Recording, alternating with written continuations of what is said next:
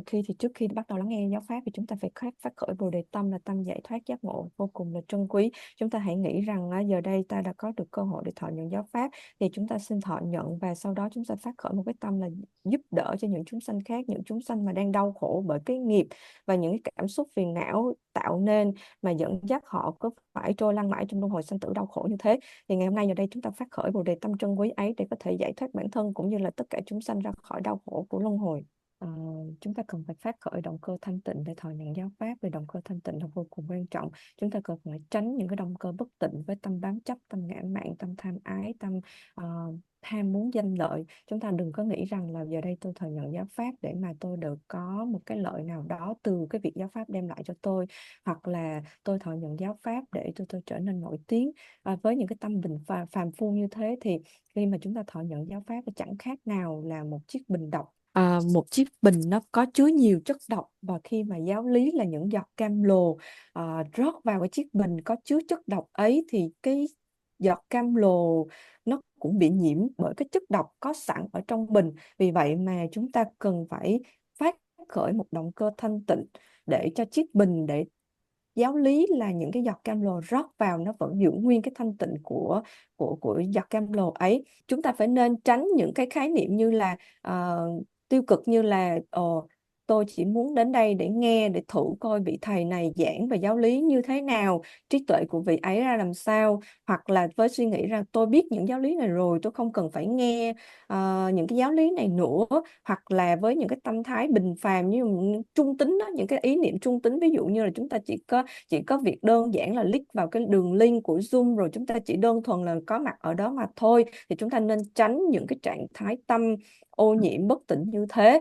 Và thầy hãy phát khởi một động cơ thanh tịnh rằng hãy nghĩ rằng cho dù rằng bây giờ con thọ nhận giáo lý, con hiểu hoặc là con không hiểu, nhưng mà cho dù thậm chí hiểu một từ thôi, thì cái việc hiểu đó con cũng xin nguyện đem hồi hướng vì lợi lạc của khắp pháp giới hữu tình chúng sanh. Đó là cái động cơ hết sức là thanh tịnh mà hết sức là quan trọng mà chúng ta cần phải phát khởi. Và thầy nói là chúng ta cần phải tập cái thói quen đó. Cái thói quen là chúng ta phải phát khởi những cái ý niệm thanh tịnh, những cái ý niệm tốt lành hơn là những cái ý niệm bất tịnh, mà chúng ta đã quá quen thuộc với những cái thói quen đó trong rất là nhiều năm, nhiều đời, nhiều kiếp rồi. Thì thầy nói là từ cái thời vô thủy vô chung á, từ cái lúc mà không có biết bắt đầu khi nào và cũng chẳng biết kết thúc ra khi vào lúc nào á, thì chúng ta đã bị bám chấp bởi những cái cảnh bên ngoài quá sâu dày, và chúng ta đã quá quen với cái tâm bám chấp ấy rồi, nó khiến cho chúng ta không thể nào mà một sớm một chiều có thể chuyển hóa được ngay lập tức được. Vì vậy mà khi mà chúng ta đến một cái buổi pháp thoại hoặc chúng ta đi thọ nhận giáo pháp á, thì luôn luôn chúng ta trong tâm chúng ta có những cái nghi hoặc, ví dụ như ồ, vị thầy này họ có tốt hay không, họ giảng về cái gì, rồi họ như làm sao, rồi mình cũng chẳng biết là thầy này như thế nào, vân vân. Rất là nhiều những cái tâm nó khởi lên trong tâm. Rồi thì á, là chúng ta lại nghi hoặc là ồ, không biết hôm nay thông dịch có tốt không, bạn ấy có nói đúng như là thầy đang nói không. Rất rất là nhiều những cái suy nghĩ nó khởi sanh trong tâm chúng ta, và vì những cái những cái tâm mà nó sanh khởi liên tục mà nó không ngừng dứt như thế trong tâm chúng ta, đó là những cái điều mà trói buộc ta ở trong luân hồi, mà từ cái thời vô thủy vô chung cho tới tận bây giờ đây chúng ta vẫn chưa thể nào thoát ra khỏi được cái luân hồi. Thì chúng ta cần phải chuyển lại cái tâm ấy ngay giờ phút này đây. Bây giờ đây, ngay lúc này đây là cái thời điểm tốt nhất để chúng ta chuyển hóa cái tâm của chúng ta, rằng giờ đây chúng ta đã thọ nhận giáo pháp, gặp một vị thầy và có giáo pháp, thì bây giờ chúng ta sẽ lắng nghe với tâm hết sức là thanh tịnh. Cho dù hiểu hay không hiểu đâu, là cho dù, như lúc nãy thầy có nói, cho dù hiểu một từ thôi, chỉ một từ đơn thuần thôi, cái điều đó cũng là có công đức, và chúng ta có thể hồi hướng công đức đó cho sự giác ngộ vĩ đại nhất. Và thầy nói rằng đó là thật ra á, thầy có thể dành 1 tiếng đồng hồ để nói về, giải thích cho chúng ta hiểu về những cái động cơ thanh tịnh ở bước ban đầu, và chỉ dành 10 phút để giảng về giáo lý mà thôi. Thầy nghĩ cái điều đó nó sẽ tốt hơn là thay vì chỉ nói về động cơ thanh tịnh chỉ có vài phút ở phía bắt đầu và cả một khoảng thời gian rất dài để giảng về giáo lý, thì nó sẽ không mang lợi ích. Tại vì chúng ta không có cái động cơ thanh tịnh ở ngay bước ban đầu, chúng ta không chuẩn bị cho ta cái nền tảng vững chắc ban đầu, cái nền tảng đúng đắn ban đầu, thì khi mà nếu mà chúng ta đã bước vào thọ nhận giáo lý thì cái điều đó nó cũng không mang lại lợi lạc lớn lao gì cả. Mà điều quan trọng ở đây, ngay cái giờ phút này đây, khi chúng ta có cơ hội, hãy chuyển tâm ngay lập tức, ngay lúc này, để chuẩn bị chúng ta có một cái nền tảng vững chắc và tốt đẹp hơn ạ. Và lúc nãy thầy có nói một cái điều nữa mà con quên nói, đó là thầy nói là nếu mà mình đến với giáo pháp vì mình muốn được nổi tiếng á, thì giáo pháp sẽ không bao giờ cho mình được điều đó đâu. Và nếu mà mình đến với giáo pháp để muốn trở nên xinh đẹp hoặc là xinh trai đẹp gái hơn á, thì giáo pháp cũng không cho mình những cái điều đó đâu. Và nếu mà mình đến với giáo pháp vì những cái mục đích cá nhân á, hoặc là vì tiền bạc á, thì giáo pháp cũng sẽ không bao giờ cho chúng ta những cái điều đó đâu. Thầy nói là chắc chắn là như thế. Và tiếp theo lời đó là thầy nói là giáo pháp là vô giá, không có cái gì có thể so sánh được với giáo pháp cả. Mà thầy nói rằng đó là mặc dù nói về cái thời đại hiện đại này ha, thì có rất nhiều phương tiện, ví dụ như công nghệ rất là hiện đại nè, rồi AI nè, là trí tuệ nhân tạo, hoặc là những cái ngành khoa học, mặc dù bản thân thầy á, cá nhân thầy rất thích những cái hiện đại như thế, và công nghệ tiên tiến, AI, trí tuệ nhân tạo, hoặc là các khoa học, cái chứng minh vân vân rất là nhiều. Nhưng nếu hỏi thầy để bắt thầy phải chọn lựa giữa giáo pháp và những cái cuộc đời sống hiện đại như thế, hoặc là bắt buộc thầy phải cắt bỏ hết tất cả những cái cuộc sống thế gian hiện đại như thế, thì thầy sẽ chọn giáo pháp mà thôi. Tại vì giáo pháp là cái duy nhất mà không có khoa học, không có AI, không có công nghệ hiện đại nào có thể cho chúng ta được.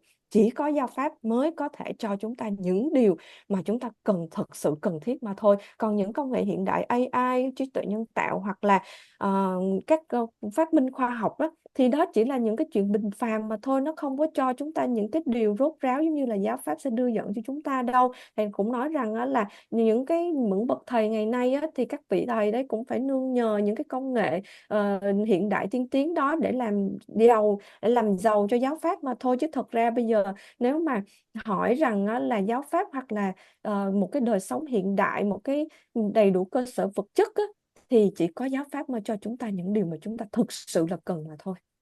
Và thầy nói rằng á, là tất cả những cái công nghệ hiện đại của đời sống hiện đại này, công nghệ AI, trí tuệ nhân tạo, rồi những cái thiết bị y khoa hiện đại, rồi những cái phát minh khoa học cũng hiện đại rất rất là nhiều, thì thầy nói rằng tất cả mọi thứ đó nó đều giống như là một giấc mơ vậy. Tại vì trong giấc mơ á, chúng ta có thể làm được rất là nhiều thứ, chúng ta có thể tạo dựng nên rất là nhiều thứ trong giấc mơ. Và tất cả mọi cái phát minh hiện đại như thế nó chỉ là những cái huyễn ảo mà thôi, mà nó trói buộc ta mãi ở trong luân hồi, chứ nó không thể nào giúp chúng ta giải thoát ra khỏi luân hồi. Nhưng mà giáo pháp thì ngược lại, giáo pháp là một phương pháp, là một cái phương tiện có thể giúp chúng ta thoát khỏi những cái huyễn ảo thế gian đó, mà đạt đến giải thoát giác ngộ viên mãn một cách rốt ráo nhất. Tại vì cái trạng thái giác ngộ là trạng thái mà không còn khổ đau nữa, không còn những cái tâm cảm bình phàm nữa, không còn trói buộc ta trong luân hồi nữa. Nên là chỉ có giáo pháp là cái phương tiện giúp cho chúng ta thoát khỏi những cái trói buộc trong luân hồi mà thôi. Còn lại mọi thứ hiện đại cỡ nào, thông minh ra làm sao, trí tuệ nhân tạo biết hết tất cả mọi thứ, nhưng mà chỉ làm cho cái tâm bám chấp của chúng ta và nó sâu dày hơn mà thôi, và nó trói chúng ta mãi ở trong luân hồi vô tận này. Và thầy nói rằng ngay giờ phút này đây chúng ta cần phải tự phát khởi cái niềm hoan hỷ với chính bản thân chúng ta. Tại vì giờ phút này đây chúng ta đang có một cái cơ hội vô cùng là quý giá, vì ta có cái phước, đủ cái phước duyên để mà có thể thọ nhận giáo pháp. Tại vì một khi mà chúng ta đã thọ nhận giáo pháp thì chúng ta sẽ hiểu và chúng ta đưa vào thực hành. Mà một khi mà đưa vào thực hành thì chắc chắn là chúng ta sẽ chuyển hóa tâm, và chuyển hóa tâm thì chắc chắn là chúng ta sẽ đạt được giải thoát giác ngộ. Thì thế thì chúng ta cần phải tự hoan hỷ với chính bản thân mình rằng giờ phút này đây ta có một cái cơ hội vô cùng là trân quý như thế này đây. Còn không không bằng còn nếu không thì không còn một cái cách nào khác, không còn một phương tiện nào khác để có thể giúp chúng ta giải thoát đâu. Và thầy nói rằng nên tránh những cái tâm thái bình phàm, ví dụ là ồ bây giờ đây tôi chỉ đến đây thọ nhận giáo pháp để xem coi vị thầy này nói về cái gì, hoặc là tôi chỉ muốn là có thêm một vài kiến thức để hiểu biết thêm mà thôi, hoặc là với một cái tâm tò mò là không biết thầy nói cái gì, thầy giảng cái gì, thầy giảng nó làm sao. Đừng có nên có những cái tâm cảm bình phàm như thế. Tất nhiên nếu mà chúng ta chỉ mong cầu là chúng ta đến đây chỉ lắng nghe và có thêm một chút kiến thức, thì chúng ta sẽ có kiến thức đó, chắc chắn là có kiến thức. Tại vì khi mà chúng ta lắng nghe thì chúng ta sẽ có kiến thức, nhưng mà rồi thì những kiến thức đó sẽ giúp ích cho ta gì nếu ta chỉ nhận nó chỉ là kiến thức mà thôi. Thế thì thầy mới nhắc lại một lần nữa, chúng ta nên tránh những cái tâm cảm, những cái tâm thái, những cái ý niệm bình phàm đó. Và thầy nói là giáo pháp là tối thượng, và vì vậy mới nói rằng khi mà chúng ta đến với giáo pháp á, giáo pháp sẽ làm cho chúng ta có được những thiện hạnh vào lúc bắt đầu, và những thiện hạnh đó nó vẫn tiếp tục duy trì ở vào khoảng giữa, và những cái thiện hạnh đó nó cũng sẽ kết thúc ở vào cái lúc cuối. Tóm lại là giáo pháp là tối thượng, và một khi mà chúng ta bước vào giáo pháp có nghĩa là chúng ta chỉ đi luôn luôn trong lúc bắt đầu, khoảng giữa và khoảng cuối là chúng chỉ là toàn là những cái thiện hạnh mà thôi, chúng ta tích lũy những thiện hạnh không mà thôi. Thầy nói với một ví dụ như là à, cái chỗ mà thầy đang ở đây á, là cái nhà của cái vị gọi là bên đạo Thiên Chúa, như là con cũng không biết gọi bằng cái gì nữa, nhưng là người người đứng đầu đi ha, con tạm dịch là như vậy. Người đứng đầu đạo Thiên Chúa thì thầy mới nói là á, họ cũng rất là thích những cái giáo lý của Phật pháp. Thì thế thì mới nói mới mới có một điều có thể chứng minh được rằng ồ, giáo lý của Phật, giáo pháp là tối thượng. Chỉ có giáo pháp mới giúp cho chúng ta thoát khỏi những cái khổ đau, những cái tâm hành, những cái cảm xúc khổ đau, những cảm xúc phiền não trong tâm của chúng ta mà thôi. Chỉ có giáo pháp mới có rốt ráo giúp được chúng ta những cái điều đó mà thôi. Và thầy nói rằng đó là thì tiếp theo những cái chuỗi bài giảng mà chúng ta đang theo thực tập chung với thầy, đó là thực hành thiền Samatha và Vipassana. Hai thực hành này rất là quan trọng cho cái bước đầu tiên, cái bước nền tảng mà chúng ta cần phải chuẩn bị. Tại vì nếu mà nói rằng chúng ta là một Phật tử mà chúng ta không biết gì về Samatha và Vipassana thì đó chỉ là một cái lời nói, giống như là nói vui đùa, mà nó không có gọi là cái gì gọi là nó thật sự nó chân chính cả. Tại vì bây giờ đây chúng ta đã là một Phật tử thì chúng ta cần phải hiểu về Samatha và Vipassana. Thì như là tuần vừa rồi thầy đã giảng về tánh không, là cái cũng là thực hành thiền Vipassana. Tại vì Vipassana đó là cái phương tiện để chỉ ra cái bản tánh tâm của mỗi chúng ta, là cái chân tâm bản tánh, cái Phật tánh. Nên là và còn một cái cách gọi khác đó chính là tánh không. Thì thầy nói rằng nói về tánh không thì nó rất là mất thời gian, và nó rất là có thể là mất rất là nhiều năm để mà nói về tánh không. Tại vì nó có rất là nhiều cái bản văn, rất là nhiều luận, những cái bài luận, rồi rất rất là nhiều, rất nhiều thứ để nói về tánh không. Thì ở đây thì chúng ta đã không có quá nhiều thời gian để mà nói hết những cái điều đó. Và thầy nói nếu mà ở đây ai có câu hỏi thì mọi người cứ viết câu hỏi lại để lên trong nhóm WhatsApp, rồi thầy sẽ trả lời sau. Hoặc là nếu ai muốn nghiên cứu nữa về tánh không thì thầy cũng có thể cho chúng ta những cái tài liệu để chúng ta có thể tìm hiểu hơn về giáo lý tánh không của Ngài Long Thọ, hoặc là những cái tài liệu nói liên quan về tánh không. Nhưng mà ở đây á, thì vì thầy nói là thật ra thầy không muốn hướng chúng ta đi đi vào những cái đi quá sâu. Tại vì trong cái thực hành thiền Dzogchen, thiền của Kim Cang Thừa, có rất là nhiều cái phương tiện thiện xảo để có thể làm cho cái việc hiểu về tánh không nó trở nên đơn giản hơn và dễ hiểu hơn, thay vì là chúng ta phải học rất là nhiều về giáo lý, về tài liệu, về kinh điển vân vân là để nói về cái tánh không đấy. Thì bây giờ đây thầy muốn là đi một cái con đường là đường ngắn thôi, chứ không phải là đi dông đi dài, là giảng dạy rất là nhiều, nói rất là nhiều thông qua những kinh điển giáo lý về tánh không. Nhưng mà ngày hôm nay thì chúng ta cũng phải nói về tánh không một bữa nữa để kết thúc về giáo lý tánh không. Rồi ngày hôm nay thì này sẽ giảng thêm cho chúng ta về giáo lý tánh không ạ. Và thầy nói rằng đó là để mà có thể chỉ ra cái bản tánh tâm, hay còn gọi là cái Phật tánh, hay là cái bản tánh chân thật nhất, hay là cái nền tảng căn bản nhất, cái Phật tánh của mỗi chúng ta, thì Đức Phật phải giảng dạy về giáo lý tánh không. Tại vì nếu mà không nói về giáo lý tánh không thì không thể nào chỉ ra được cái chân tâm bản tánh một cách chân thật nhất là như thế nào. Và thầy nói rằng đó là giáo lý tánh không chính là cái cánh cửa để đạt được giải thoát giác ngộ. Và chỉ có giáo lý tánh không thì Đức Phật ví như là cái đạo lộ, là cái con đường, như là cái con đường cao tốc á. Thầy nói là tất cả những chư Phật trong đời quá khứ, những chư Phật trong đời hiện tại và những chư Phật trong đời vị lai, tất cả chư Phật đạt được Phật quả là đều chứng ngộ được giáo lý tánh không. Và thầy nói giáo lý tánh không của đó chúng chính là cái con đường đạo lộ, đại lộ của toàn thể vũ trụ này để đạt được trạng thái giác ngộ viên mãn. Vì vậy mà giáo lý tánh không được gọi là trí tuệ siêu việt, chân đế, sự thật rốt ráo, trí tuệ viên mãn, trí tuệ toàn hảo, rất là nhiều thuật ngữ để nói về, để miêu tả, để diễn tả về giáo lý tánh không. Ừ. It's called transcendent knowledge, sublime intelligence. Và trong Bát Nhã Tâm Kinh hoặc là trong tất cả những kinh điển đều đi qua về giáo lý tánh không, và giáo lý tánh không được dịch sang tiếng Anh là trí tuệ siêu việt, trí tuệ toàn hảo, hoặc là chân đế, dịch ra tiếng Việt của mình là chân đế, hoặc là cái sự thật tối thượng, sự thật tối hậu. Và thầy nói rằng đó là tất cả chư vị như A La Hán, Bồ Tát, chư Phật, Đaka, Dakini, toàn bộ chư vị ấy đều đi qua giáo lý tánh không. Và cái mức độ chứng ngộ của chư vị ấy, tại sao có những cái mức độ như A La Hán, Bồ Tát, chư Phật, Đaka, Dakini, hoặc chư vị Trì Minh Vương, à, tại sao có những cái cấp bậc như thế? Tại vì nó phụ thuộc vào cái mức độ chứng ngộ tánh không của các vị ấy, nên là tất cả các vị ấy đều chứng ngộ, có được cái sự chứng ngộ đó đều đi qua chứng ngộ tánh không mà thôi mà ra. Cái việc mà chứng ngộ về tánh không á, là không thể nào mà nói ra được bằng lời, hoặc là không thể nào mà có thể đem ra được hết. Thầy lấy ví dụ như mẹ Teresa á, là cái khúc đó con không hiểu lắm, tại vì con không biết cái câu chuyện của mẹ Teresa.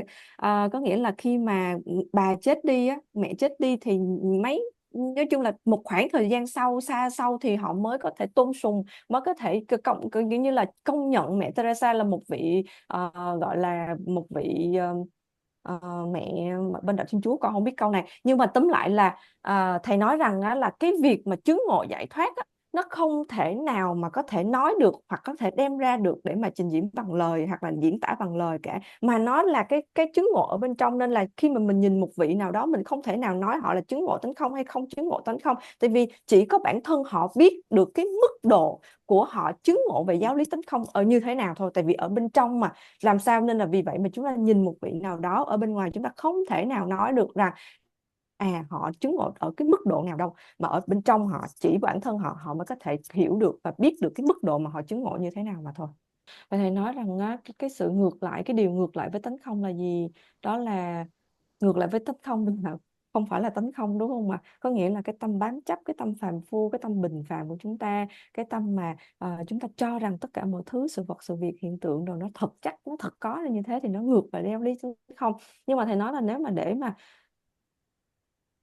nếu chúng ta chấp nhận ở mãi trong luân hồi này, thì chúng ta vẫn cứ duy trì cái tâm bám chấp ấy vẫn không sao, đó là vì chúng ta là lựa chọn của chúng ta. Nhưng mà một khi mà chúng ta đã lựa chọn là chúng ta muốn thoát ra khỏi luân hồi này, muốn giải thoát giác ngộ một cách rốt ráo nhất, tuyệt đối nhất, thì chỉ có một cách là chúng ta phải hiểu và chứng ngộ giáo lý tánh không mà thôi. Ngoài ra là không còn cách nào cả, không còn cách nào khác để có thể hiểu, để có thể chứng ngộ được, để có thể thoát ra khỏi luân hồi đau khổ này. Chỉ có một cách duy nhất, đó là chứng ngộ giáo lý tánh không mà thôi. Còn nếu mà chúng ta chọn là ở lại trong luân hồi này, thì chúng ta cứ bám chấp, cứ bình phàm thế, là không không không thành vấn đề gì cả. Thầy lấy một cái ví dụ, đó là trong một cái chiếc bình. Thì chiếc bình đó nó to, nó khoảng to như thế này đi ha, thì cho dù nó to đến cỡ nào, nhưng mà chỉ có mỗi con côn trùng nó bay vô trong đó đi, cho dù nó ở dưới đáy của cái bình, hoặc nó bay lên cái khoảng giữa của cái bình, hoặc nó bay lên cái trên phía trên cái gần cái miệng bình, thì nó bay như thế nào thì nó vẫn ở trong cái chiếc bình đó mà thôi, chứ nó không thể, nó vẫn đó, cho dù nó vẫn còn sống đó, nhưng mà nó vẫn lanh lanh quanh luẩn quẩn ở trong chiếc bình đó mà thôi. Nhưng mà để làm sao có thể cái con côn trùng nó bay ra khỏi cái bình để có thể thực sự là tự do, thì chúng ta cũng như thế. Giờ đây chúng ta cứ lẩn quẩn mãi mãi, giống như cái con côn trùng đó cứ bay vòng vòng trong cái cõi luân hồi này, mà chỉ có một cách rốt ráo duy nhất làm sao có thể thoát khỏi luân hồi này, đó là chúng ta phải chứng ngộ được giáo lý tánh không. Còn bằng không thì chúng ta cũng giống như là con côn trùng đó, nó cứ bay vòng vòng ở trong, ở dưới đáy, ở giữa, ở trên miệng bình gì, thì vẫn là trong chiếc bình đó mà thôi.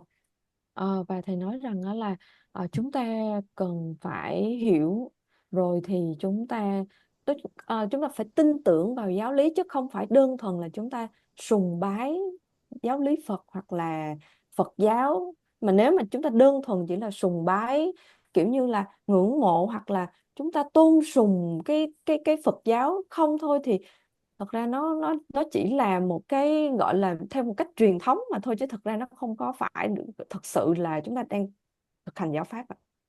Với một cái tâm sùng bái á, có nghĩa là với cái tâm mà coi như là mình chỉ tôn sùng cái tôn giáo, hệ mà có một vị nào đó nói mình là đây là cái cõi tịnh độ nó sẽ như thế này, hoặc là cái cõi thế gian, cái cõi mà ờ, cái cõi tịnh độ mà nó chỉ giống nó, rồi cái vị bổn tôn nó cũng giống như chúng ta đây, rồi cái cõi tịnh độ nó cũng giống như là cái cảnh mà chúng ta đang ngồi đây như thế này. Nói chung là mà chỉ với cái lòng sùng mộ mà chúng ta không thực sự hiểu về giáo pháp á, có nghĩa là với cái lòng chỉ là sùng bái tôn sùng về tôn giáo thôi á, thì thật ra là cái điều đó nó cũng đơn thuần là nó cũng là trong luân hồi này mà thôi, nó cũng chỉ là luẩn quẩn ở trong luân hồi này, chứ không phải là cái rốt ráo cái tục cùng cái cứu cánh của giáo lý Phật, để Đức Phật để tìm ra cái phương pháp ạ. Ừ. Vậy thầy nói rằng á là tại vì á chúng ta cứ bị cái nghe cái thấy của chúng ta nó cứ trói chặt chúng ta, tại vì chúng ta nghe và chúng ta thấy rồi chúng ta cho nó là thật không mà, chứ không bao giờ chúng ta nghĩ đó chỉ là cái huyễn cảnh đâu. Giống như trong giấc mơ á, ngay trong cái giây phút mà chúng ta đang nằm ở trong cái giấc mộng của chính chúng ta, thì ngay trong cái lúc đó chúng ta đâu có biết là chúng ta đang nằm mộng đâu, chúng đâu có biết chúng ta đang ở trong giấc mơ đâu, mà chúng ta cho đó là mọi sự vật và sự việc nó diễn ở trong cái giấc mộng đó nó thật sự nó có. Nên là chúng ta có khổ có vui có này nọ và chúng ta tin là nó có thực sự. Nhưng mà một khi mà chúng ta thức dậy rồi thì cái giấc mơ đó nó không còn nữa, thì chúng ta mới biết là bây giờ đây tôi đang mơ, chứ ngay cái lúc đó chúng ta không biết là chúng ta đang mơ. Và chúng ta cũng như vậy, chúng ta sống ở trong cái cõi thế gian này, chúng ta nhìn thấy và chúng ta cho đó là thật, chúng ta nghe thấy, tại vì chúng ta thấy thiệt mà, chúng ta nghe thiệt mà, đúng không ạ? Chúng ta vẫn nghe vẫn thấy thiệt mà, nó thiệt đó, và chúng ta cho nó thực sự là như thế. Giống y như chúng ta, giống y như cái con côn trùng, nó có hay là con ruồi, nó cứ bay lòng vòng trong cái bình ở dưới đáy bình, hoặc là giữa bình, hoặc là trên cái gần miệng bình, mà chúng ta không thể nào thoát ra được cái bình đó. Thế thì chỉ có một cách duy nhất để có thể chúng ta thoát ra luân hồi, đó là chính ngộ giáo lý tánh không mà thôi. Và thầy nói rằng Đức Phật đã giảng dạy rất là nhiều giáo lý, và cũng tùy theo từng căn cơ mà Ngài cũng nói về giáo lý, nói về những cái phương pháp tùy theo từng cái sự hiểu biết của mỗi đệ tử. Nhưng mà cái cuối cùng nhất, cái giáo lý cuối cùng nhất của Đức Phật cũng chỉ nói một điều, đó chính là nói về giáo lý tánh không mà thôi. Và ở cái lần chuyển pháp luân lần thứ hai ở trên đỉnh Linh Thứu á, thì Ngài cũng nói về giáo lý tánh không như là chúng ta đã biết qua cái bộ kinh Bát Nhã Tâm Kinh rồi. Thì toàn bộ cái bộ kinh Bát Nhã Tâm Kinh đó chỉ nói về một điều duy nhất, đó chính là giáo lý tánh không. Thầy nói rằng ở cái lần chuyển pháp luân lần thứ hai á, ở trên đỉnh Linh Thứu, Đức Phật nói về tánh không, và Đức Phật chỉ ra tất cả đều là tánh không, đều là không tánh mà thôi. Và ở cái lần thứ ba Đức Phật chuyển pháp luân thì Đức Phật lại giảng về mặc dù tất cả đều là không tánh nhưng mà nó hiện hữu. Thì thầy nói rằng trong ba lần chuyển pháp luân thì lần chuyển đầu tiên là Đức Phật giảng về bài giáo lý tứ diệu đế, và thứ hai là Đức Phật giảng về tánh không của tất cả vạn pháp. Và ở lần chuyển pháp luân lần thứ ba thì Đức Phật nói về cái tánh quang minh, cái tánh chói sáng, cái tánh minh bạch, cái tánh rạng ngời của tánh không. Có nghĩa là ở cái lần đầu tiên đó Đức Phật nói về tứ diệu đế, lần thứ hai Đức Phật nói về cái chân tánh là tánh không của vạn pháp, và thứ ba là mặc dù là tánh không, mặc dù là không tánh, nhưng nó có cái sự hiển lộ, nhưng nó vẫn hiển lộ. Có nghĩa là lần thứ ba Đức Phật nói về cái tánh quang minh chói sáng của tánh không. Và thầy nói là ở cái lần chuyển pháp luân lần thứ hai Đức Phật giảng dạy về giáo lý tánh không, và chư vị luận sư như ngài Thánh Thiên hoặc là ngài Long Thọ, các ngài đều dựa trên cái giáo lý tánh không ở cái lần chuyển pháp luân thứ hai của Đức Phật á, các ngài mới viết lại những cái luận giải về giáo lý tánh không một cách trực tiếp. Có nghĩa là các ngài chỉ thẳng là không mắt tai mũi lưỡi thân ý, không có sắc thanh hương vị xúc pháp, tất cả đều là tánh không. Nói thẳng như thế, nói một cách trực tiếp và thẳng thắn là như thế, tất cả đều là không mà thôi. Còn một trường phái khác là do Đức Di Lặc và ngài Vô Trước á, ngài Vô Trước thọ nhận giáo lý trực tiếp từ Đức Phật Di Lặc, mà luận sư Vô Trước ngài cũng viết những cái luận giải về giáo lý tánh không, nhưng mà ngài sẽ viết dựa trên, ngài ẩn đi cái nghĩa tánh không ở trong từng câu chữ một. Ngài sẽ giải thích là ở cái trạng thái ở cái Bồ Mi, ở cái địa đầu tiên của Bồ Tát địa trong một thập địa Bồ Tát như thế nào á, thì ngài sẽ giải thích là địa thứ nhất là như thế nào, rồi đến địa thứ hai như thế nào, rồi địa thứ ba ra làm sao đó. Thì ngài sẽ từng bước một ngài đã nói, nhưng mà ẩn trong đó là ngài nói về giáo lý tánh không. Có nghĩa là có hai phương cách để mà nói về giáo lý tánh không. Thì cái cách đầu tiên mà ngài Long Thọ hoặc là ngài Thánh Thiên các ngài chọn á, trong những cái luận giải của các ngài á, thì các ngài chỉ thẳng, ngài nói thẳng trực tiếp là giáo lý tánh không là tất cả các sự vật, tất cả vạn pháp đều là không. Nhưng mà ngài vô trước thì ngài lại nói về giáo lý tánh không bằng cái ẩn nghĩa trên câu từ. Ngài không có nói thẳng, nói trực tiếp ra giáo lý tánh không, nhưng mà từng câu từ trong cái luận giải của ngài, ngài ẩn trong đó là giáo lý tánh không. Và thầy nói rằng đó là à, về giáo lý tánh không hoặc là Trung Quán Luận rất là nổi tiếng, cái bộ Trung Quán Luận rất là nổi tiếng bởi do ngài Long Thọ trước tác á, rất là nổi tiếng. Vậy chúng ta có nhớ là ở cái tuần trước thầy nói về 4 cái hệ thống giáo lý triết học Phật giáo á, thì ở hệ thống thứ tư á là cái Trung Quán Tông á, hoặc là à, mà được chia nhỏ làm hai nhánh nhỏ nữa, đó là tự khởi Trung Quán và y tùy Trung Quán. Thì cái tự khởi Trung Quán đó chính là Satantrika, và cái y tùy Trung Quán đó là Prasangika. Ngài Long Thọ có hai vị đại đệ tử lớn là Buddhapalita và Bhavaviveka. Thì ngài Buddhapalita là ngài lại trước tác theo ngài luận giải theo cái được gọi là tiếng Việt nha, y tùy Trung Quán là cái đầu tiên. Ở tự khởi Trung Quán, con xin lỗi, tự khởi Trung Quán là cái Satantrika, và cái y tùy Trung Quán là Prasangika, thì do cái vị Bhavaviveka ngài luận giải. Có nghĩa là ngài Long Thọ ngài có một bộ ngày trước tác một bộ được gọi là Trung Quán Luận khá là nổi tiếng, nói về tánh không, trực chỉ về tánh không. Thì ngài lại có hai vị đại đệ tử nữa, hai vị đại đệ tử đây là phân ra Trung Quán Tông thành hai nhánh nhỏ là sao?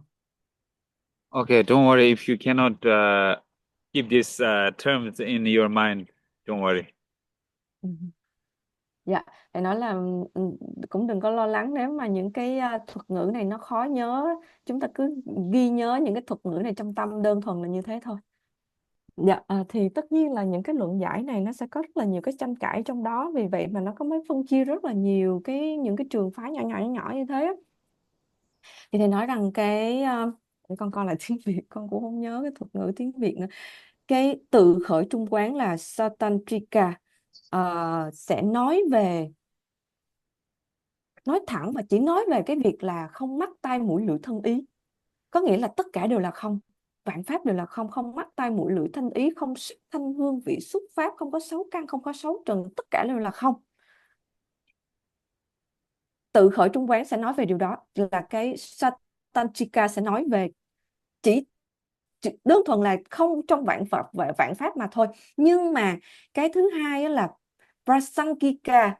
Cái Prasangika để làm các ngài luận giảng theo cái hướng đó là khi mà chúng ta nói là không mắt tai mũi lưỡi thân ý, không sắc thanh hương vị xúc pháp, thì cái không đó có nghĩa là nó vẫn không có không sắc thanh hương vị xúc pháp, không có có nghĩa là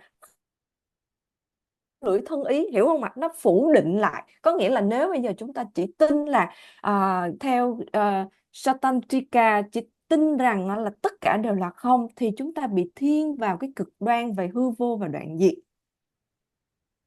Prasangika sẽ phổ cập cho Satantrika rằng nếu chúng ta chỉ nói không mắt tai mũi lưỡi thân ý, thì cái điều đó nó vẫn có hiện hữu một việc, có nghĩa nó vẫn còn hiện hữu, đó là không mắt tai mũi lưỡi thân ý.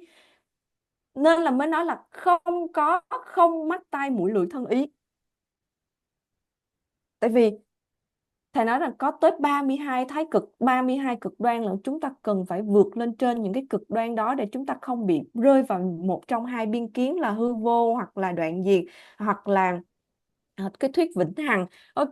Mà chúng ta cần phải nhìn đó một cách là chúng ta phải vượt lên trên, đứng lên trên có và không có. Cho dù thầy nói là có hoặc là không có, thì cho dù nói là không có thì nó phải có một cái gì đó, nó vẫn có một cái gì đó nó còn hiện hữu mới được gọi là không có cái gì đó, đúng không ạ? Bây giờ mình nói là không có mắt tai mũi lưỡi thanh ý, nhưng mà cái không có mắt tai mũi lưỡi thân ý đó nó là một cái gì đó. Dạ, nên là thầy mới nói rằng à, để con coi lại cái từ đó, cái từ đó khó đọc mà khó. Prasangika là cái mà nó bao hàm cả Satanjika, và sau này những cái vị đại sư đạo sư trong những cái dòng truyền thừa Gelug, Kakyu hoặc là Sakya thì các ngài cũng sử dụng, đôi khi thì các ngài sẽ nói về Santantika, nhưng mà hầu như hết các ngài đều dựa trên Prasangika để mà nói về giáo lý tánh không, tại vì nó không còn cái chấp trước, nó không còn bị rơi vào cái biên kiến nào nữa, nó không còn bị rơi vào cái cực đoan gọi là đoạn diệt hay hư vô nữa, thì thường là như thế. Và thầy nói rằng đôi khi các ngài có nội bộ tranh cãi, tại vì những cái lý luận mà những cái lý luận này nó sẽ có những cái gọi là debate là gì ta, những cái mà phản biện cho lẫn nhau, nên là thầy trải qua 90 năm ở trong trường Phật học nên thầy đã kinh qua hết tất cả những cái phản biện về những cái lý luận về những cái giáo lý về tánh không như thế rồi. Thầy nói rằng ở trong tiếng Tạng có hai thuật ngữ, một là rận tung, hai là sện tung. Thì thầy giải thích rận tung là gì? Rận tung là cái sự trống rỗng nội tại, có nghĩa là khi nói về rận tung á, khi nói về tôi, khi trong thầy nói là chúng ta quay về Bát Nhã Tâm Kinh ha. Trong Bát Nhã Tâm Kinh nói rằng là không có tôi, không có ta, không có mắt tai mũi lưỡi thân ý, tất cả đều là tánh không, nó tự không rỗng lặng như thế. Ví dụ như thầy lấy cái bình làm ví dụ, cái chai nước của thầy thì mới đưa lên đó, thì thầy mới nói rằng Rận Tôn sẽ nói rằng cái bình này tự tánh nó là rỗng không, nó là rỗng không, nó không hơn cái gì khác ngoài cái tánh không cả.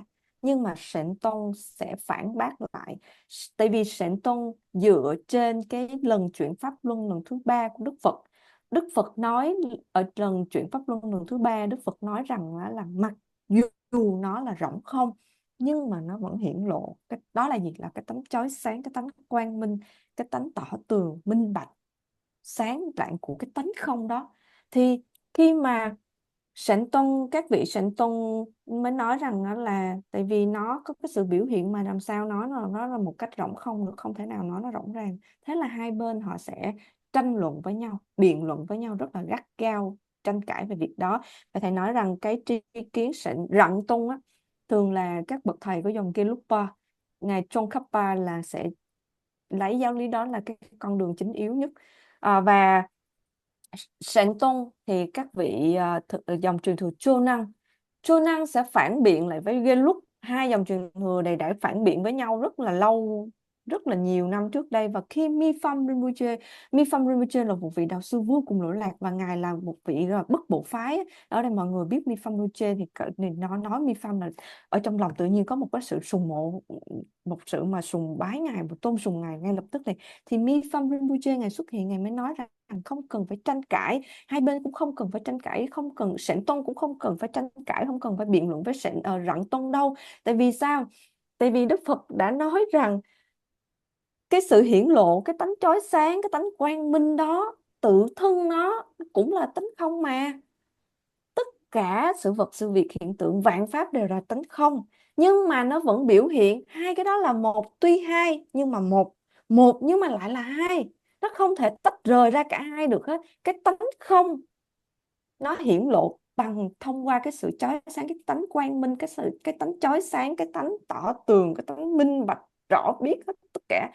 Cái đó là cái hiển lộ, cái biểu hiện thôi, nhưng mà cái rốt ráo, cái chân đế, cái chân tánh của những cái điều đó đều là rỗng không mà thôi, đều là rỗng không mà thôi. Thế thì Sện Tông hoặc là Rận Tông thì đều là nói về cái sự rỗng lặng, nói về không tánh, nên không cần phải tranh luận, không cần phải biện luận. Một bên thì cho là tất cả đều là không, một bên thì nói là làm sao mà không được, tại vì trong cái không tánh đó nó lại biểu hiện lên cái tánh chói sáng, cái tánh quang minh, cái tánh tỏ tường. Thế thì những cái tánh đó không thể nào nói là không được.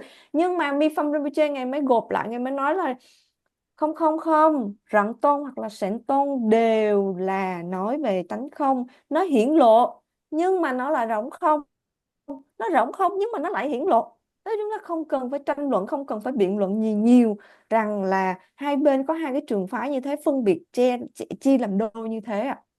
Dạ. Và thầy nói rằng á, giáo lý, những cái giáo lý triết học Phật giáo này nó rất là nhiều những cái luận giải, những kinh điển, những cái tài liệu rất là nhiều để mà có thể nói về cái giáo lý này rất là nhiều. Ở cái đoạn này thì thật sự nó cũng hơi khó hiểu. À, mình thấy trên cái màn hình mà thầy đang cho mình xem đúng không ạ? Đó là một cái trường phái được gọi là sự phủ định không ngụ ý.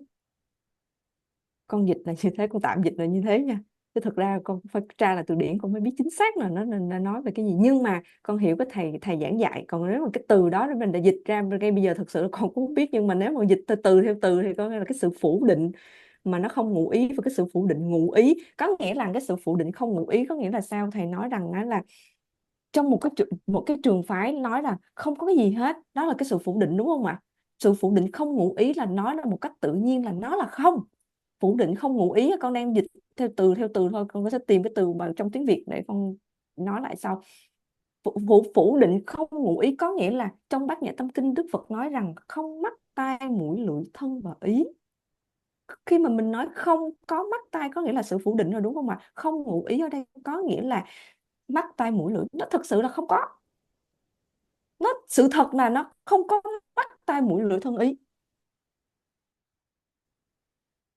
Mới nói là phủ định không có ngụ ý. Và cái trường phái còn lại nó sẽ đối nghịch lại, đó là các vị đạo sư của dòng Kia Lúc các ngài sẽ dựa trên cái giáo lý này là cái giáo lý chính yếu, là cái giáo lý cột sống xương sườn của dòng Kia Lúc nhưng mà dòng Chonan các ngài lại lấy các ngài lại vịnh vào cái tánh chói sáng, như hồi nãy thầy có nói, cái tánh quang minh, cái tánh rõ ràng, cái tánh tỏ tường của cái tánh không ý là cái không tánh, mà cái bản tánh của không tánh đó chính là cái tánh quang minh, cái sự chói sáng, cái sự quang minh.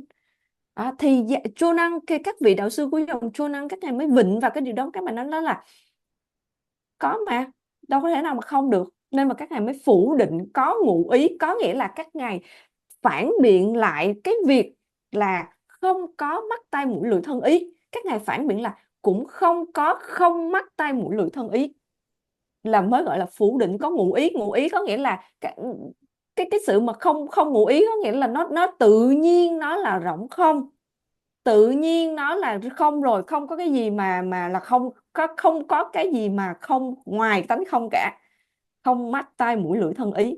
Còn Chonan các ngài sẽ nói rằng là không có không mắt tai mũi lưỡi thân ý nữa cơ, tại vì cái bản tánh của không tánh là cái tánh chói sáng, cái tánh tổn thương mà, thì làm sao mà có thể nói là nó là rỗng không được. Thế là hai bên cứ phản biện với nhau và cứ tranh luận nhau miết như thế. Những vị đạo sư dòng Nhiên Ma các ngài mới đứng ở cái phía trung lập, các ngài nói rằng cả hai đều chỉ về một điều mà thôi. Tại sao các vị dòng cái lúc và Chonan các ngài tranh biện? Tại vì cái lúc khi mà nói về cái sự phủ định không ngụ ý đó, các ngài mới dựa trên đấy, tôi đã dựa trên những kinh văn, những cái kinh điển mà chính Đức Phật Thích Ca Mâu Ni ngài thuyết đấy. Mà Chonan cũng vậy, Chonan lại nói là Chonan phản biện lại là những cái điều là phủ định có ngụ ý. Các ngài cũng nói là đấy không, Đức Phật cũng đã chuyển pháp luân lần thứ ba, các ngài nói, Đức Phật nói về cái sự quang minh, cái sự tỏ tường, cái sự chói sáng của tánh không đấy. Thế thì nó sẽ không có hoàn toàn là không có cái gì cả, mà cái nó không có gì cả, nó không có nghĩa là không có gì cả. Tại vì nếu mà nói là đây không phải là mắt tai mũi lưỡi thân ý thì nó phải là một cái gì đó khác, chứ nó không phải là, ví dụ như thầy nói đây, nếu thầy chỉ vào con ngựa đi ha, thầy nói đây không phải là con ngựa. Cô xin lỗi, nếu mà thầy chỉ vào con bò đi thì thầy nói là đây không phải là con ngựa, thì nó lại là con bò, chứ nó không thể nào mà tự thân nó. Khi mình nói là không có mắt tay là có nghĩa là không có cái gì hết, không có mắt tay mũi lưỡi thân ký. Nhưng mà các thầy Chu Năng lại nói là nếu nói không có cái này thì nó sẽ là cái khác, hiểu không ạ? Đó, nên là nó hai bên cứ tranh biện qua lại, cứ biện luận qua lại, cứ tranh cãi qua lại nhau. Thì các vị đạo sư dòng Nhiên Ma các ngài mới đứng ở trung lập, các ngài mới kiểu như là các ngài mới hòa giải, các ngài mới dĩ hòa vi quý để có thể mà kết hợp lại cả hai cái trường phái đó để không còn tranh luận nữa. Đó là cái mình nói là Không, cả hai đều nói về một việc mà thôi, đó là không tánh mà thôi. Nó rỗng không nhưng mà nó hiển lộ, nó hiển lộ nhưng mà nó lại là rỗng không. Dạ, và thầy nói là để mà đi sâu, đi vào sâu và nghiên cứu sâu vào những cái triết học này, những cái lý luận này á, thì đôi khi là chúng ta sẽ bị lạc lối á. Và thầy nói là rất là dễ bị lạc lối, tại vì nó rất là nhiều. Thậm chí bây giờ đây thầy chỉ mới lấy một cái phần nhỏ ra để nói cho chúng ta hiểu về giáo lý tánh không, nó được phân chia như thế nào, rồi có những cái vị luận sư, 6 vị. Mọi người nhớ lần trước thầy nói là 6 Bảo Trang không, 6 vị luận sư rất là vĩ đại nổi tiếng đó, 6 vị được mà mỗi vị thì nói rất là nhiều về giáo lý tánh không. Thế thì những cái luận giải nó còn bao nhiêu nữa. Thế nên chúng ta cũng, thầy nói là đừng có lo lắng là bây giờ đây thầy nói như thế mà chúng ta chả hiểu gì hết, hoặc là chúng ta không nắm được cái gì hết, cũng không có sao hết, không có sao hết, không có thành vấn đề gì hết.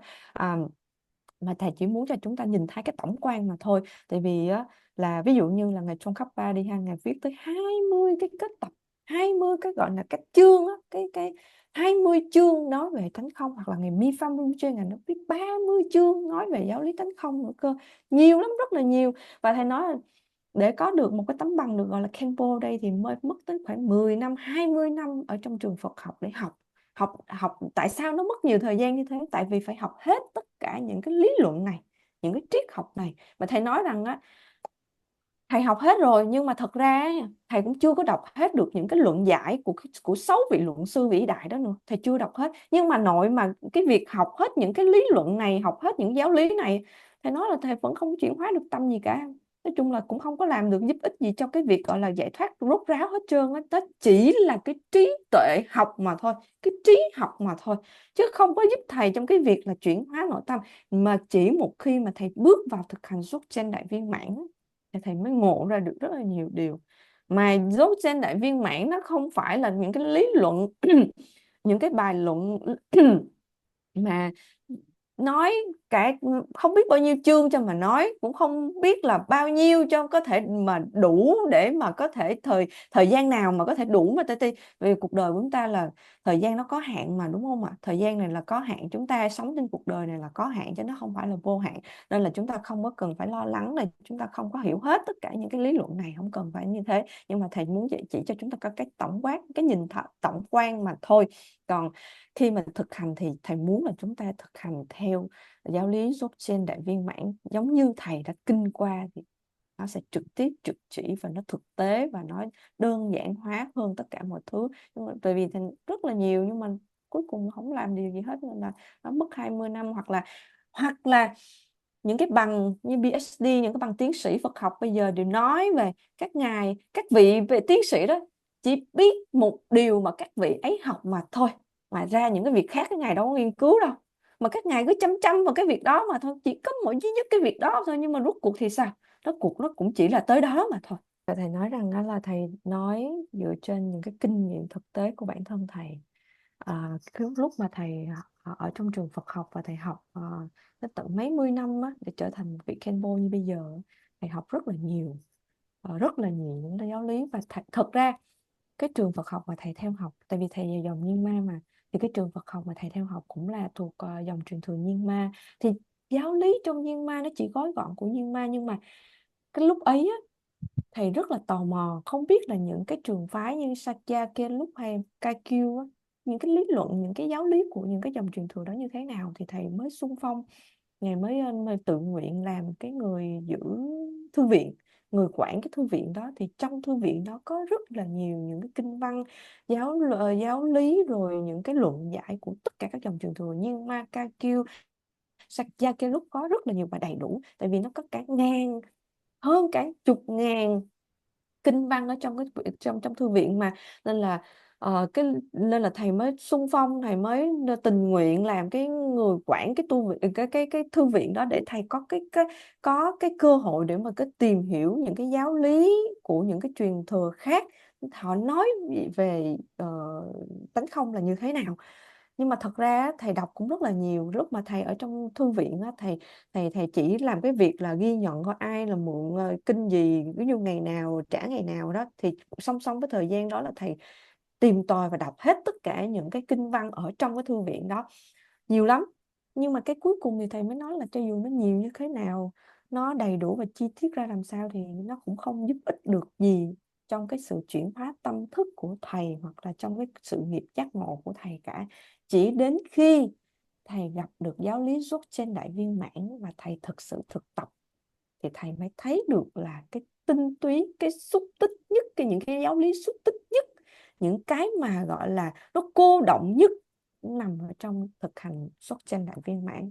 Mà lúc đó thầy mới nhận ra rằng cái tầm quan trọng của việc thực hành nó lớn lao và nó thiết thực, nó cần thiết đến mức nào. Cho dù mình có rất là nhiều kiến thức, cho dù mình hiểu biết rất là nhiều, nhưng mà tất cả những kiến thức, những tri thức đó nó không thể nào giúp được chúng ta chuyển hóa được tâm cả. Chỉ khi nào chúng ta thực sự đưa vào con đường thực tập, lúc đó mới có cái gọi là cái gì đó ở trong tâm nó chuyển hóa được tâm chúng ta mà thôi. Và điều đó thầy mới thấy được cái tầm quan trọng của việc thực hành nó như thế nào. Và như thế thầy muốn chia sẻ ở đây. Thầy dẫn, tại sao thầy nói ở đây cho chúng ta, thì thầy dẫn giống như là một cái tour du lịch. Thầy muốn chúng ta nhìn thấy cảnh tổng quan, lấy hết tất cả những cái giáo lý, những cái luận giải nói về giáo lý Phật, nói về tánh không, vân vân và vân vân. Nhưng mà thầy cũng nói rằng đó là chúng ta cũng đừng có quá lo lắng, tại vì nó nhiều quá, nó bao la mà nó rộng lớn quá, chúng ta không thể nào hiểu hết được. Không sao, không có gì phải lo, không, đừng có lo lắng ở cái chỗ này, mà hãy lấy cái đó là cái tổng quan mà thôi, cái nhìn tổng quan mà thôi. Và sau đó thầy sẽ hướng dẫn chúng ta thực hành, thì cái việc thực hành là cái việc quan trọng. Và thầy nói rằng thầy kể lại tiếp là lúc mà thầy còn đi học á, tại vì thầy là người quản cái thư viện mà, nên là có cái chìa khóa. Học xong mà cứ tan trường là thầy bay vào thư viện, xin lỗi, vào thư viện. Thầy ngủ ở trong thư viện thì phải có chìa khóa của thư viện, nên thầy ngủ trong đó luôn, và ngày đọc, và tìm tòi và ngày đọc hết. Thì á, thầy mới nhận ra một điều rằng đó là cho dù mà bây giờ có rất là nhiều những kiến thức như thế này đây, nhiều nhiều nhiều, thật là nhiều như thế này đây, nhưng mà gương mặt thầy cũng không thay đổi, bộ quần áo thầy nó cũng không thay đổi, cơ thể, thân thể, cái thân tướng của thầy cũng không thay đổi, đặc biệt tâm thầy cũng không thay đổi gì hết. Thế thì chẳng khác nào là cái kho tàng này, nó chẳng khác nào là cái lời hướng dẫn của cái lời mà mô tả cái hương vị của sô cô la cả. Mà nếu mà giờ không ăn thì không thể nào biết được cái vị thật sự của sô cô la là như thế nào. Chỉ đến khi mà thầy gặp được giáo lý Dzogchen đại viên mãn, thầy mới biết được thật sự cái vị của sô cô la nó như thế nào. Còn bằng không thì rất là nhiều ngày mới thấy là ngày nhìn cái thư viện như thế, ngày ngồi nhìn cả một kho tàng triết học, cả một cái kho tàng kiến thức, cả một kho tàng giáo lý, nhưng mà thật ra thì nó không có chuyển hóa được gì hết. Gương mặt của thầy cũng như thế, bộ quần áo thầy mặc cũng như thế, thân tướng thầy cũng như thế.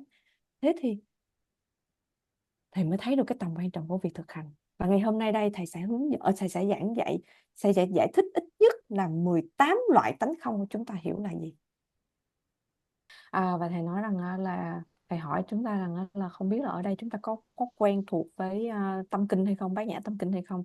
Và hầu như là người Việt Nam chúng ta nếu mà xin lỗi, nếu mà người Việt Nam chúng ta mà theo Phật giáo Việt Nam á, thì con tin chắc là mọi người sẽ quen với bát nhã tâm kinh, tại vì sau mỗi cái thời khóa tụng kinh đều tụng bát nhã tâm kinh, đúng không ạ?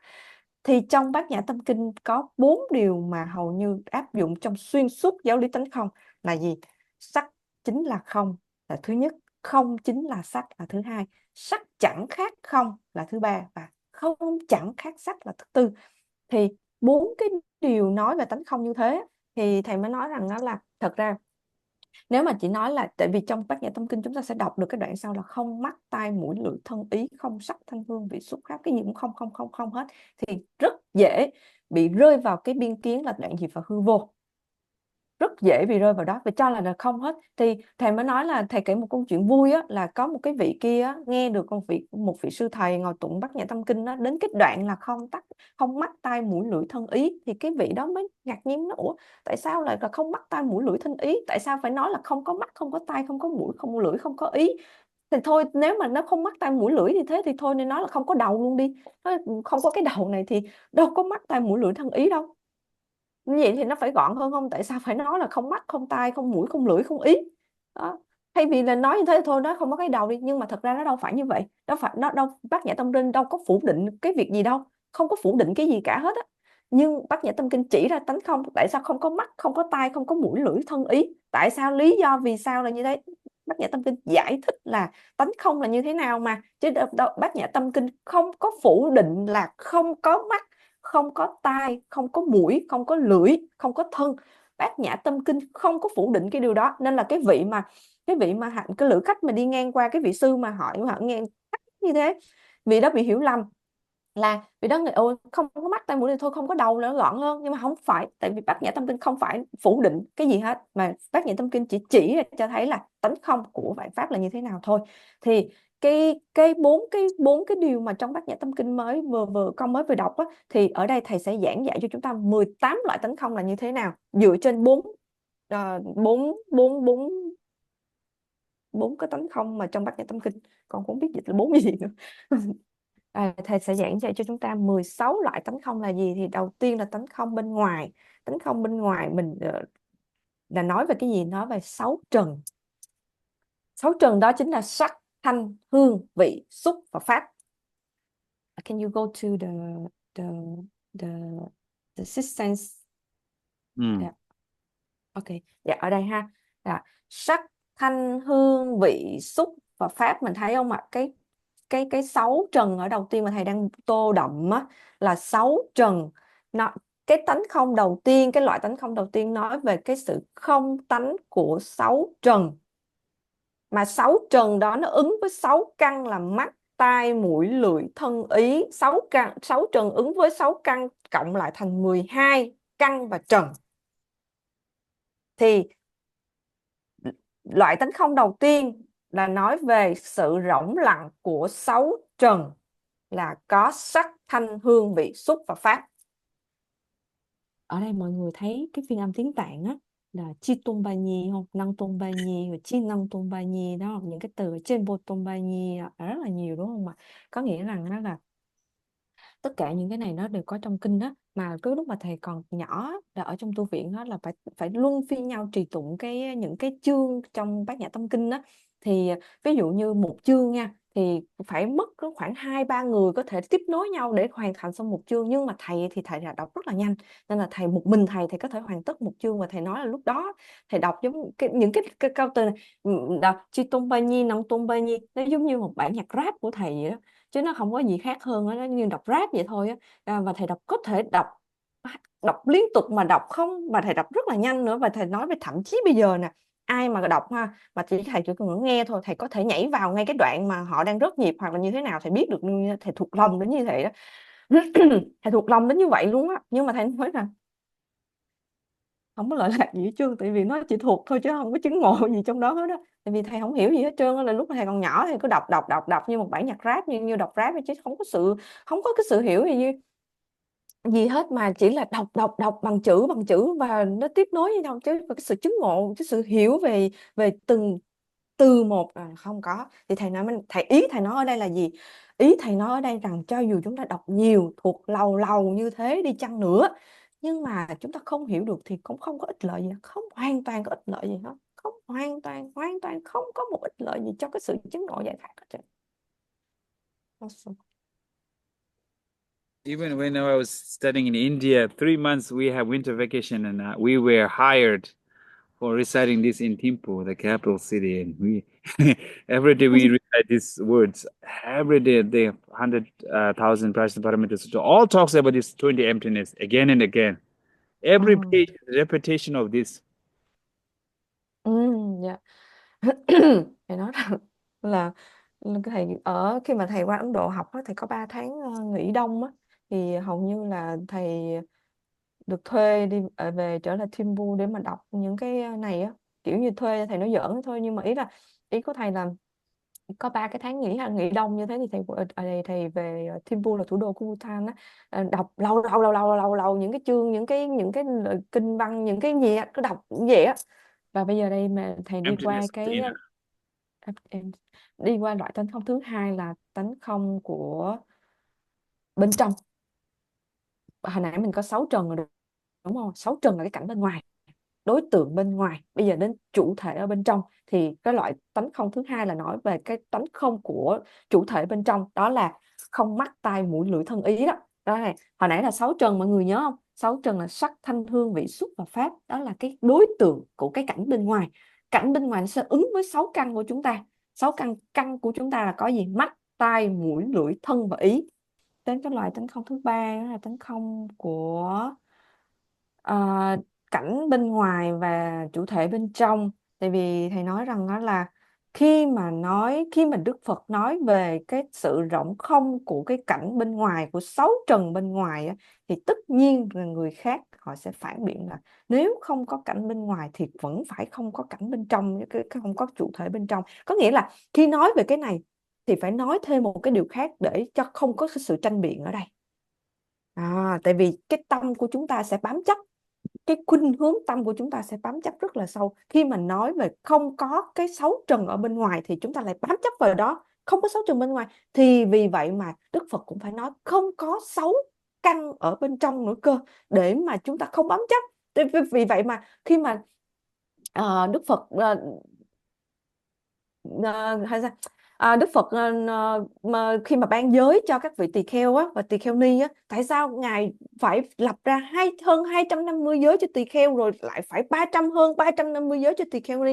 Thì cũng giống như thế này, có nghĩa là để mà nó không có sự bám chấp vào một bên cái luận giải nào cả, thì Đức Phật phải nói tách biệt ra là không, cái tánh không của cảnh bên ngoài và cái tánh không của cảnh bên trong. Rồi thì Đức Phật cũng phải nói rằng tánh không của cả bên trong và bên ngoài, để chúng ta không bám chấp. Chứ không thôi thì chúng ta lại nói con không có cái này, rồi chúng ta cứ bám chấp vào đó thôi. Thế rồi chúng ta lại chỉ phủ định cái kia thôi, mà còn cái này nữa thì chúng ta lại chấp vào cái này nữa, lại là không được. Thế thì Đức Phật mới tách ra là không có nói về cái tánh không của cái cảnh bên ngoài và nói về tánh không của chủ thể bên trong. Rồi Đức Phật cũng phải nói là không có cả trong và cả ngoài.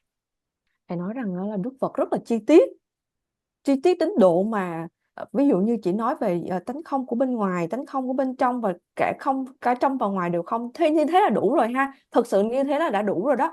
Tại vì nếu mà chỉ có không trong không ngoài, không không có trong không có ngoài, mà cũng không có cả trong cả ngoài luôn nữa, thì như thế là coi rồi đã đủ rồi. Nhưng mà vì Đức Phật quá chi tiết, để vì sao? Tại vì không muốn cho người nghe chấp vào một bên nào hết. Tại vì khi mà nói không có bên ngoài thì họ lại chấp là có bên trong, nên là Đức Phật phải nói là không có bên trong nữa. Và khi mà nói không có bên ngoài, không có bên trong rồi, thì phải nói là không có cả trong cả ngoài nữa. Chứ không thôi là nếu mà nói là không có bên ngoài không có bên trong thì lại chấp là có bên ngoài có bên trong, cũng không được.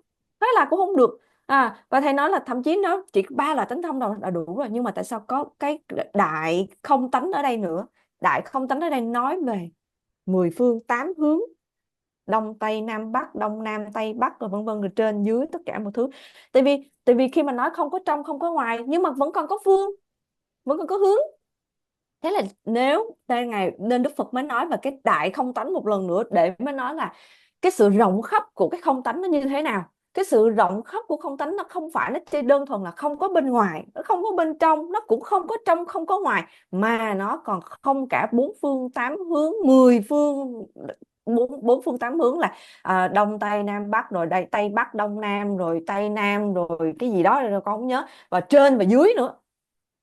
Nên là Đức Phật mới nói về cái đại không tánh này, để cho thấy được rằng không tánh nó ở khắp khắp hết, khắp rất là không biết khắp.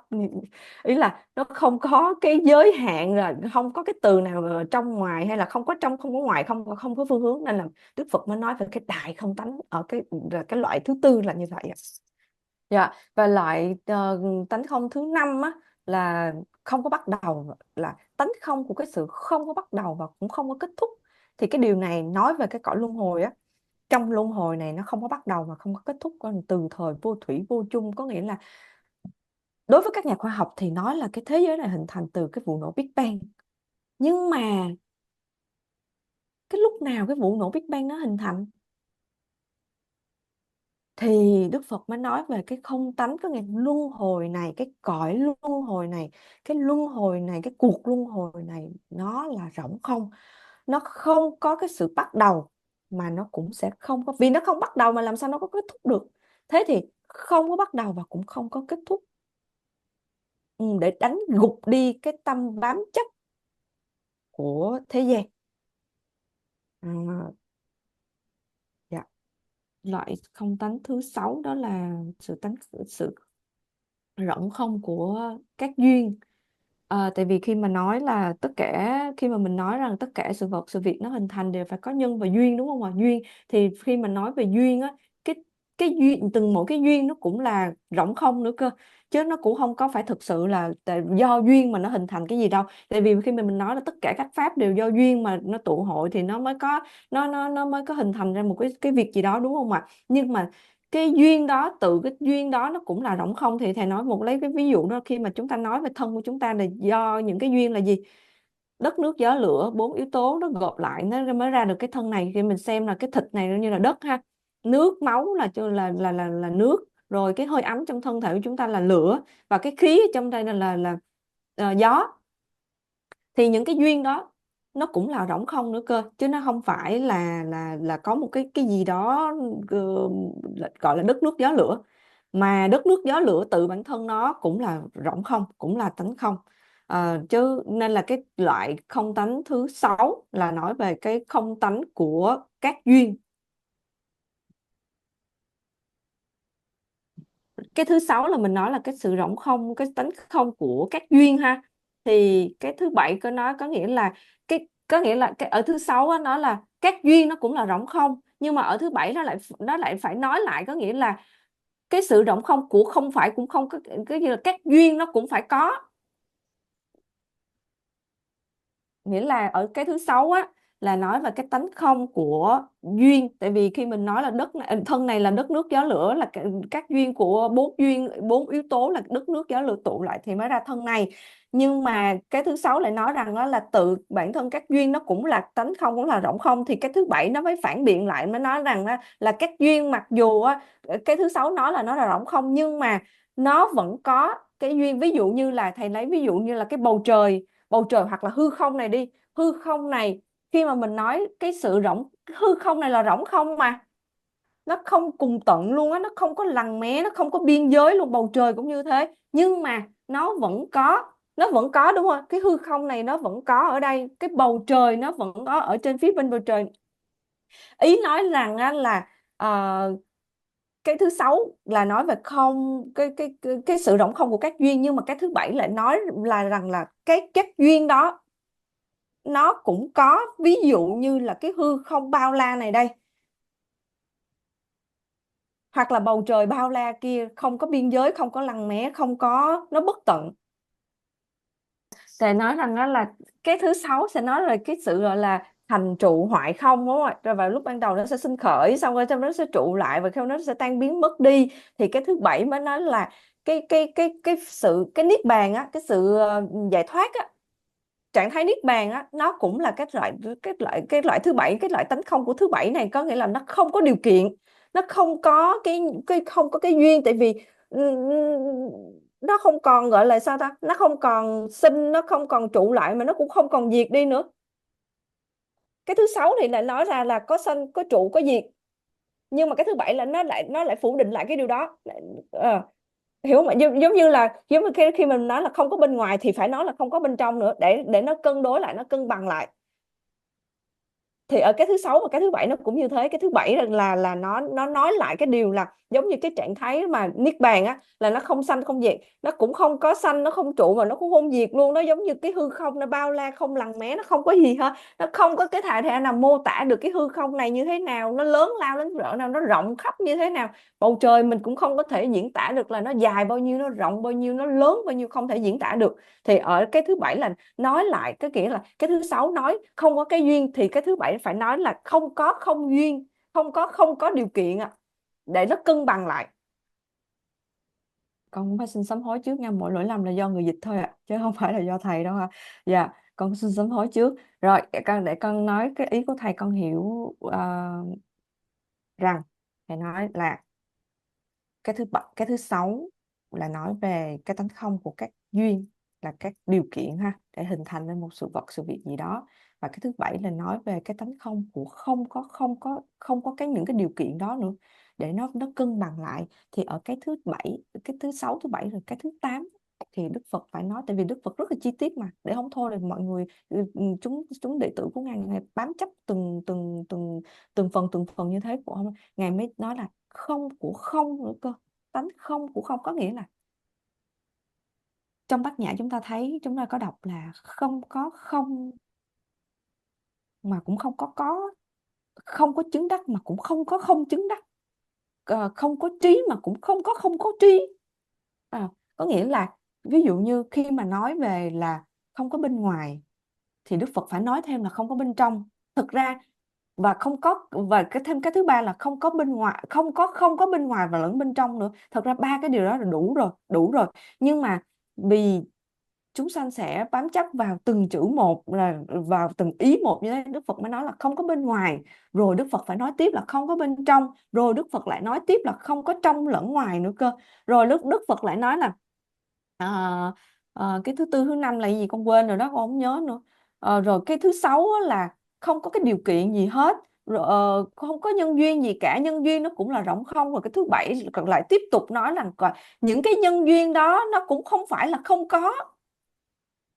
Và qua cái thứ 8 á, thì nó là nó cái tánh không á, không có không nữa, không có gì hết, không có không, có nghĩa là nó có đó. Rồi, không có không rồi đúng không ạ? Bây giờ mình hai cái phủ định có nghĩa là khẳng định rồi. Không có không có nghĩa là nó có, chứ nó không phải là nó không. Tại vì nếu mà chỉ nói không mà thôi thì mọi người sẽ bị rơi vào cái đoạn diệt và hư vô, là nó không có hiện hữu gì đó, nó cũng không được, nó không phải là chánh kiến, nó là tà kiến. Thì Đức Phật phải nói thêm là không có không nữa, có nghĩa là những cái điều trên là nó có đó, nó có đó chứ không phải là không có. Đó, thấy không? Cái thứ 8, emptiness of emptiness, không có không. Ở loại tánh không thứ 9 đó, là nói về cái vượt lên trên những cái cực đoan. Thì thầy nói rằng á, để hiểu những cái điều được gọi là vượt lên trên các cực đoan đó thì trước tiên chúng ta cần phải hiểu những cực đoan là gì. Thì ở đây thầy nói là có 4 cực đoan. Thứ nhất là hiện hữu, thứ hai là hư vô, thứ ba là có cả hiện hữu và hư vô, thứ tư là không có hiện hữu và không có hư vô. 4 loại cực đoan đó chúng ta cần phải vượt lên trên 4 cực đoan đó. Và thầy nói rằng hồi nãy thầy có nói là cái 8 cái thái cực, 8 cái cực đoan đó, nó được phân chia nhỏ nữa. Có nghĩa là phân chia nhỏ, nếu mà chúng ta khi mà nói về có hiện hữu và không gọi là sao, có hư tự nhiên con quên cái từ cực đoan vĩnh cửu. Nó có cái cực đoan gọi là vĩnh cửu và đoạn diệt là hư vô á. Có đoạn diệt và có vĩnh cửu, và không có đoạn diệt và cũng không có vĩnh cửu á. Thì hai cái cực đoan này nó được chia làm 8, nên là chùm nhỏ nữa, và trong cái 8 nó là chia thành 14 16 gì đó, hồi nãy thầy có nói. Thì những cái đó nó cô động, nó xúc tích lại, nó 10 16 nó thành còn 8, 8 nó thành còn 4, và 4 này nó chỉ còn 2, có nghĩa là hai cực đoan là tồn tại và không tồn tại mà thôi, nó hiện hữu và không hiện hữu mà thôi. Nhưng mà Đức Phật nói ở cái thứ 9 là tánh không vượt lên trên mọi cực đoan. Thì trước khi mình hiểu được là vượt lên trên cực đoan là gì thì chúng ta cần phải hiểu những cái cực đoan đó là gì. Đó là 4 loại cực đoan mà thầy đang cho trên màn hình chúng ta thấy. Đầu tiên là hiện hữu, thứ hai là không có hiện hữu, thứ ba là có cả hiện hữu và không có hiện hữu, và thứ tư là không có hiện hữu và cũng không có không hiện hữu. Và đây nếu mà được phân chia nhỏ ra nữa thì để 8 loại cực đoan trên chúng ta thấy là đầu tiên là sinh khởi, thứ hai là đoạn diệt ha, thứ ba là không có hiện hữu, không có sinh khởi, không có hiện hữu á, thứ tư là vĩnh hằng, thứ năm là đến, thứ sáu là đi, thứ bảy là nhân lên gấp nhiều lần, và thứ 8 là nó chỉ đơn thuần là duy nhất mà thôi. Đó là 8 loại cực đoan mà nếu được chia nhỏ ra. Như lúc nãy thầy cho chúng ta xem, khi mà được chia nhỏ 4 cái cực đoan này được chia thành 8, 8 chia nhỏ ra thành 16, 16 mà chia nhỏ thành 32, nhưng mà ở đây thì chỉ cho chúng ta dừng ở cái 8 cực đoan mà thôi, để mà chúng ta có thể hiểu được rằng đó là những cái cực đoan là như thế nào. Để khi chúng ta hiểu được những cái cực đoan đó là gì rồi thì chúng ta mới hiểu được cái tánh không của vượt lên trên những cái cực đoan đó. Có nghĩa là Đức Phật nói là những cái cực đoan, phải không? Hiện hữu, không hiện hữu, có cả có hiện hữu và có cả có hiện hữu và không hiện hữu, và cái thứ tư là không có hiện hữu mà cũng không có không hiện hữu. Phải vượt lên trên những cái cực đoan đó. Có nghĩa là cái tánh không, bốn cái cực đoan nó cũng là rỗng không mà thôi. Chúng ta phải vượt lên trên, chúng ta không chấp vào cái cực đoan nào cả, không chấp vào hiện hữu, không chấp vào không có hiện hữu, không chấp vào có hiện hữu và không có hiện hữu, mà cũng không chấp vào không có hiện hữu mà cũng không có không hiện hữu nữa. Chúng ta phải vượt lên trên hết tất cả mọi cái biên kiến đó. Nên loại tánh không thứ 9 nói về cái điều đó.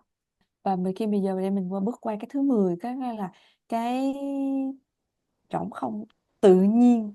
Mà khi mà mình nói tự nhiên có nghĩa là nó như thế, không phải là do con người tạo ra, không phải là do con người sáng tạo hay là chế đặt ra, mà nó tự nhiên như thế. Có nghĩa là trong tự nhiên, trong thiên nhiên như thế này nè, thì cái tánh không của tự nhiên, chứ nó không có một cái gì đó, không phải do con người tạo ra. Có nghĩa là khi mà mình nói về thời gian, mình sẽ phân chia là quá khứ, hiện tại và vị lai, đúng không ạ? Thì ở đây cái thứ 11 này sẽ nói về tánh không của không có quá khứ, không hiện tại và cũng không vị lai. Có nghĩa là không còn cái khái niệm về bình phàm thì chúng ta là nói là có quá khứ, có hiện tại. Tại vì khi mà nói hiện tại là phải nói về tất nhiên là sẽ có quá khứ. Mà nếu mà có quá khứ mà có hiện tại thì tất nhiên là phải có cái tương lai rồi. Cái điều đó là nó không là trong cái mặt gọi là từ ngữ hoặc là giới hạn về thời gian là chúng ta chấp nhận, chúng ta hiển nhiên nó là như vậy rồi, đúng không ạ? Nhưng mà ở đây tánh không ở số 11 này lại nói là cái sự rỗng không của không chú tâm vào ba thời, đó là quá khứ, hiện tại hay là vị lai nữa. Có nghĩa là không có quá khứ, không có hiện tại, không có vị lai, không có cái khái niệm quá khứ, hiện tại, vị lai. Ở số 12 á, là cái tánh không tối thượng á, tại vì tánh không đối tượng này sẽ nói về cái điều gì? Cái vì khi mà chúng ta nói về cái sự giác ngộ, cái sự chứng ngộ hoặc là sự giải thoát giác ngộ, thật ra không có cái sự gọi là chứng ngộ hoặc là không có cái sự chứng đắc, không có cái sự giác ngộ nào cả. Tại vì nhưng mà khi mà chúng ta nói giác ngộ giải thoát là chúng ta lại bám chấp vào là có một cái sự giải thoát giác ngộ nào đó. Chúng ta là bám chấp là tại vì nó có hai, tại vì bây giờ chúng ta chưa giác ngộ thì là chúng ta lại nghĩ là có một cái sự giác ngộ, đúng không ạ? Bây giờ đây chúng ta bình phàm thì chúng ta nghĩ là có một cái sự giải thoát nào đó, có một cái sự giác ngộ nào đó. Thì ở cái số 12 này nói về cái tánh không tối thượng, có nghĩa là cái việc giác ngộ giải thoát á, cái sự giải thoát giác ngộ đó đó, nó cũng có không, nó cũng là rỗng không nữa cơ. Không có chứng đắc mà cũng không có không chứng đắc, là như vậy á. Nó nghĩa là chứ bây giờ nếu mà mình nói là bây giờ tôi bình phàm tôi phải giải thoát giác ngộ, thì chúng ta lại có một cái khuynh hướng suy nghĩ rằng là cái sự giác ngộ là nó một cái gì đó nó hiện hữu, nó có hiện hữu. Thế thì chúng ta lại bị rơi vào cái biên kiến là tồn tại rồi. Nó không phải là không phải theo cái tinh thần của tánh không nữa. Tánh không nói rằng là tất cả đều là không mà, đúng không ạ? Thế thì nếu mà chúng ta cho rằng có một cái sự giác ngộ thì chúng ta bị rơi vào cái gọi là có một cái gì đó nó hiện hữu. Nhưng mà ở đây số 12 mới được gọi là tánh không tối thượng á, có nghĩa là cái sự giải thoát giác ngộ, tự thân của sự giải thoát giác ngộ là cũng là rỗng không, cũng là tánh không rồi. Con hiểu rồi, nó hơi khó, giống như chơi chữ á, tại tất cả y như trò chơi chữ vậy á. Cái số 12 ha, lúc nãy như thầy nói á, số 12 là cái sự giải thoát giác ngộ á, tự thân nó cũng là rỗng không á. Tại vì mình có cái khuynh hướng mình nghĩ là có một cái sự giác ngộ nào đó, nhưng mà thật ra cái suy nghĩ có một cái sự giác ngộ nào đó nó cũng là rỗng không nữa. Và cái việc mà giác ngộ giải thoát nó cũng là rỗng không. Nên là khi mình đến cái số 13, cái loại tánh không số 13 là cái không tánh của cái indispensable, có nghĩa là những cái thiết yếu á, những cái không thể nào thiếu được á. Con chưa, ý là con chỉ hiểu cái từ tiếng Anh và tiếng Việt thôi, con chưa có tìm được cái từ trong Phật học nó như thế nào. Thật sự là như vậy. Indispensable là những cái thiết yếu, những cái mà chúng ta cần phải có á, không thể nào thiếu được. Tại vì khi mà chúng ta tu tập, chúng ta nghĩ rằng cái sự giác ngộ là chúng ta phải đạt được, là phải có cái sự giác ngộ giải thoát. thì cái thầy mới nói rằng ở đây nó cao hơn, nó được phân chia ở cái mức thứ 13 này, có nghĩa là nó hơn cái mức thứ 12, có nghĩa là cái suy nghĩ là giải thoát giác ngộ, để có chúng ta phải có được giải thoát giác ngộ, ta phải đạt được giải thoát giác ngộ, cái lối suy nghĩ đó tự thân nó cũng là rỗng không nữa cơ. Cái số 12 là nói đến sự giải thoát giác ngộ là rỗng không. Cái số 13 là ở đây có một chị hay là ai con biết, cô chú hay anh chị, tánh không của bất khả thiếu, mới tra được cái từ đó, có nghĩa là cái tánh không, có nghĩa tánh không của cái sự không, chúng ta phải có cái điều đó. Khi cái lối suy nghĩ là chúng ta phải đạt được giác ngộ, thì cái suy nghĩ là phải đạt được giải thoát giác ngộ tự thân nó cũng là rỗng không nữa cơ. Tại vì chúng ta nghĩ rằng đó là chúng ta phải có được cái sự giải thoát giác ngộ, cái điều giải thoát giác ngộ là không thể nào mà không có được hết á, chúng ta không thể nào mà từ chối được cái sự giải thoát giác ngộ hết á. Thì cái suy nghĩ đó, cái lối nghĩ nó như thế, nó là cái rỗng không, tự thân nó là cái rỗng không, đó là tánh không. Cái số 14 á, nói về cái gọi là ờ, tự tự tướng, có nghĩa là cái sự rỗng không của tự tướng, có nghĩa là của sự rỗng không của tự nhiên á, của tự tướng, chỉ cái nói về cái sự mà thay đổi, cái sự biến đổi của những cái đặc tính riêng biệt á, của những cái đặc tính riêng biệt, nó là cái để mà hiểu, khi mà mình hiểu được cái sự rỗng không của sự trống rỗng của tự nhiên á, sự vô thường, sự thay đổi, sự biến đổi của những cái đặc tính riêng biệt, cái điều đó nó sẽ là cái phương thuốc đối trị cho cái tâm bị bám chấp của chúng ta. Tại vì tất cả mọi thứ nó đều thay đổi, nó đều biến đổi một cách tự nhiên, phải không? Và cái điều và mọi cái hiện tượng bên ngoài như thế, tự bản thân của những cái sự vật sự việc bên ngoài như thế, của tự nhiên như thế, của mỗi cái tướng như thế, của tự các tướng như thế, nó là một cái được gọi là rỗng, nó là sự trống rỗng, nó là cái rỗng không. Nên là khi mà mình hiểu được cái sự rỗng không của tất cả các tướng như thế, thì cái điều đó là cái phương thuốc đối trị cho cái tâm bám chấp. Tại vì những cái tướng bên ngoài nó luôn luôn biến đổi, nó luôn luôn là thay đổi, chứ nó không có cố định. Mà tại vì tâm bám chấp của chúng ta nó luôn luôn cố định, là cho rằng cái sự vật sự việc này nó cố định như thế, nó hiện hữu một cách cố định, nhưng mà không phải như vậy. Tất cả các tướng, các tướng, tự tướng, có nghĩa là tự bản thân của các tướng bên ngoài như thế là nó đều là rỗng không mà thôi. Cái số 14 nói là cái tánh không của các tướng, thì cái số 15 phải biện luận lại. Có nghĩa là khi mà nói là các tướng, tự các tướng đều là rỗng không á, thì chúng ta lại bị bám chấp rằng là không có gì hết. Thì một lần nữa ở đây chỉ là để cho chúng sanh không có bám chấp vào một cái biên kiến nào hết. Có nghĩa là cái số 15, khi mà đến số 15 rồi lại nói rằng đó là cái sự rỗng không của vạn pháp. Có nghĩa là khi mà mình nói không có cái tự tướng là rỗng không, thì mình lại bị bám chấp là cái tướng này nó là rỗng không, cái tướng này là rỗng không, thì mình lại bị chấp vào cái câu chữ là cái tướng này là rỗng không nữa. Nhưng mà nó phủ định của phủ định, con nói là phủ định của phủ định có phải là khẳng định không ạ? Đức Phật nói rằng cái tướng này là rỗng không, nhưng mà Đức Phật cũng phải nói rằng cái tướng này nó có cái tướng này, nó hiện cái tướng này. Thì mới nói rằng đó là